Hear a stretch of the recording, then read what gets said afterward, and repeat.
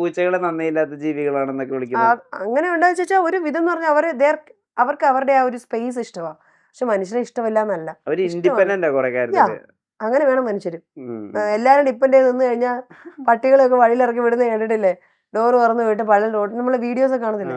ശരിയാ, don't be depend on anyone, B independent. But അവർക്ക് അവരുടെ പ്ലേസിന് ഇഷ്ടമാണ്, അത് ശരിയാണ്. പട്ടികൾ കാണിക്കുന്ന അല്ലെങ്കിൽ ഡോഗ്സ് കാണിക്കുന്ന അത്ര സ്നേഹം പൂച്ചകളുടെ കയ്യിൽ ഇല്ല.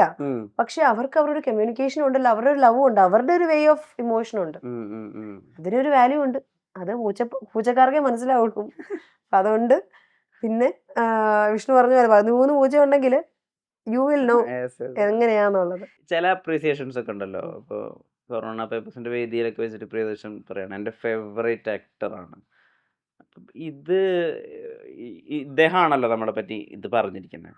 അത് പ്രിയദർശൻ എന്ന് പറയുന്നത് ഇന്ത്യയുടെ ഏറ്റവും സോർട്ടഡ് ആഫ്റ്റർ ഡയറക്ടറാണ്. അപ്പോൾ പിന്നെ നമ്മൾ ചൂസ് ചെയ്യുമ്പോഴോ കഥ കേൾക്കുമ്പോഴോ ഒക്കെ ഇപ്പോൾ ഞാൻ പറയുന്നത് ഫേസസ് കുറച്ചുകൂടി ചെറിയ സംഗീതത്തിൽ ഒരുങ്ങുന്ന ഒരു കുഞ്ഞു സിനിമയാണ്. കോണ്ടന്റ് വൈസ് അത് വളരെ യുണീക്കാണ്, പുതിയതാണ്. അപ്പം എയിം ചെയ്യുമ്പോഴും ഒരു പ്രിയദർശൻ അല്ലെങ്കിൽ ഒരു ജിത്തു ജോസഫ് അല്ലെങ്കിൽ ഒരു ജോഷി അങ്ങനെ വന്നാലേ ചെയ്യുള്ളൂ, അങ്ങനെ സെലക്റ്റീവ് ആവാനുള്ളൊരു സാഹചര്യം ഉണ്ടോ? ഈ ഒരു ചോദ്യം ഞാൻ എക്സ്പെക്ട് ചെയ്തിട്ടില്ല കേട്ടോ. ഇത് തന്നെ പറഞ്ഞ വിഷ്ണു, ഞാൻ ഒരിക്കലും എക്സ്പെക്ട് ചെയ്യാൻ ചോദിക്കുന്നത്. നമ്മൾ പ്രിയദർശൻ സാറിന്റെ ഒരു അപ്രീസിയേഷൻ കിട്ടി, ലൈക്ക് ഈ അപ്രീഷിയേറ്റ്സ് ലൈക്ക് നല്ലൊരു ആക്ടറാണ്, വലിയ കാര്യം. ഇപ്പം മണിരത്നം സാറ് വന്നിട്ട് പറഞ്ഞ നല്ല ആക്ടറാണ്, വലിയ കാര്യം. അതല്ല, ഞാൻ ആക്ച്വലി അപ്രീസിയേഷൻ പ്രതീക്ഷിക്കുന്ന ഒരു വ്യക്തിയിൽ നിന്നാണ്, അതെന്റെ ഫാദറിൽ നിന്നാണ്.